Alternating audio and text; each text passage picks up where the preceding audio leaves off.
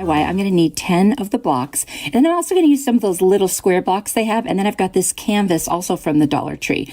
And I picked it up mostly because I like to use the frames that are underneath them. So I've got this amazing staple remover. It's from Amazon, and it makes getting these heavy-duty staples out very easy. It's in my Amazon store down below in the description box if you're interested. I've got this other sign from Dollar Tree that I've had for a long time. I'm just going to pry off that extra cardboard and trace the outside of the frame on it.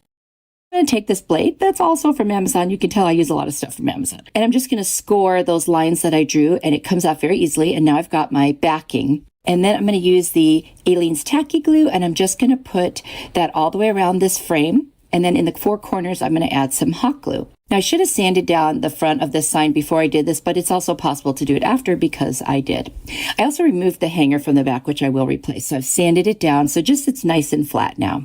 I'm going to put back the little hanger, which is the kind that you hammer in, and then I'm going to trace a piece of scrapbook paper that looks like kind of wood shiplap. And I'm going to bend it on the inside just to gauge how big I need to cut it to come out with a size that's pretty close. Now, wouldn't you know that I must have tilted my scissors or something, so I had to add an extra piece to fill it in. That's okay. You mostly won't even notice it when I'm all done. Now I'm going to take my Rust-Oleum linen white chalk paint and paint all of the frame.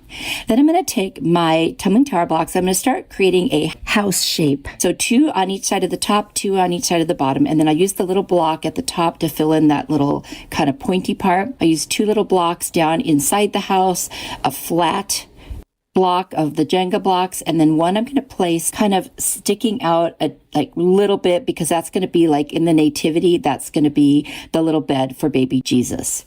So now that they're placed, I'm going to hot glue each one down. And because I'm not gluing the blocks to each other per se, just to the backing of this picture, I can just use hot glue. I don't need to use a combination of both glues. It will stay just fine.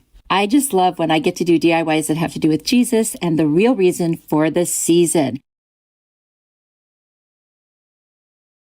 Now I'm just going to add one more block on top of the little blocks just to give it a little height. And now we've got the little creche. And I think this is so pretty. Off camera, I took some of the Spanish moss and I kind of lined that little bed. I also took a Jenga block and a bead to create the baby Jesus, put a little burlap wrapped around him as his swaddle.